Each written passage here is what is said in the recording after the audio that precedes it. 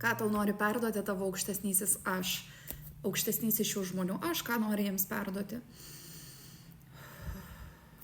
Jeigu nori įsigyti asmeninį taro skaitimą ar kitas mano paslaugas, tai gali padaryti per nuorodą mano profilyje. Jeigu kils neiškumų, susisiek.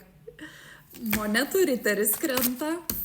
Įdomu, 2 taurės.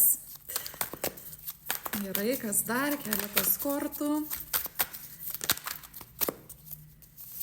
6 kalavijai.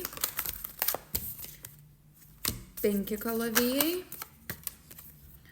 Teisingumas. Viskas, paskutinės kortos. 10 monetų, žvaigždė, magas ir stiprybė. Sveikinu, nes tau pagaliau pavyko paleisti kontrolę, o jeigu dar nepavyko paleisti kontrolę šitoje situacijoje, tai esi ant proveržio ribos.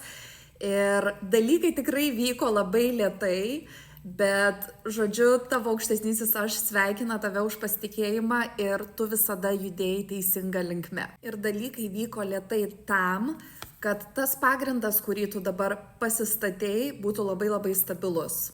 Ir tavo kelias nebuvo lengvas, todėl kad tai, ką tu kuri, bus palikimas ateinančioms kartoms. Turi labai stiprią ir galingą energiją, transformuojančią energiją, magnetišką energiją. Tai tikėkis šiuo laikotarpiu, kad už tą visą tikėjimą, net tada, kai aplink atrodė labai tamsu, bet už tą visą tikėjimą, už tą visą stiprybę, net tada, kai atrodė, kad tavo svajonės nesipildo, kad kažkur eini visiškai ne ten, tai dabar už visą tai tau ateis atlygis. Viskas, nuo šios akimirkos tu į savo gyvenimą pritrauki teisingus žmonės, saugius žmonės, tu pritrauki gausą, tu pritrauki tikrą meilę, tu pritrauki saugumą. Tu pritrauki visą tai, apie ką labai senai svajojai. Ir tu svajojai neatsitiktinai, tie norai tavo širdį yra neatsitiktinai, todėl kad jiem yra lemta išsipildyti. Ir dabar yra šitas tavo etapas, su tuo tave ir sveikinu.